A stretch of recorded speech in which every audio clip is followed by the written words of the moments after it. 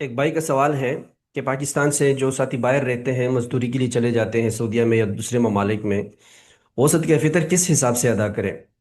याद रखें कि जो भी पाकिस्तानी बाहर है, जिस मुल्क में है, तो उस मुल्क के हिसाब सदका फितर देना ज़रूरी है। मिसाल के तौर पर सदका फितर कम से कम 2.25 किलो गंदम है, तो 2.25 किलो गंदम जो है, आपने वहाँ के हिसाब से अदा करने होंगे। यानी वहाँ पता करना होगा 2.25 किलो गंदम का कितना रेट है, तो एक सदका फितर उसके हिसाब से जो है वो बनेगा, पाकिस्तानी पैसों में नहीं।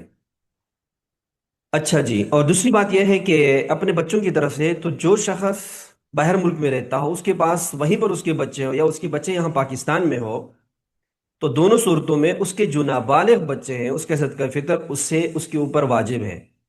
और वो सदका फितर भी उस जिस मुल्क में वो रहता है उस हिसाब से सदका फितर उसके ऊपर वाजिब होगा। और तीसरी बात यह है कि वो अदा किसको करेगा। अदा वहां पर भी कर सकता है, अगर कोई मुस्तहिक उसको मिलता है तो वहीं पर भी अदा करे। बेशक किसी को दे दे, लेकिन अगर यकीन है कि वाकई वो मुस्तहिक है। और अगर वहां पे नहीं है तो यहाँ पाकिस्तान भेज भी सकता है, यहाँ किसी को वकील भी बना सकता है कि मेरी तरफ से सदका फितर अदा कर दे पाकिस्तानी पैसों में। लेकिन याद रखें कि कीमत वही होगी, यहाँ पाकिस्तानी पैसों वाला, यहाँ यहाँ की गंदम की कीमत नहीं होगी। वहां जो जिस मुल्क में वो रहता है वही कीमत होगी, लेकिन इसकी अदायगी पाकिस्तान में होगी। तो ये सूरत मुमकिन है।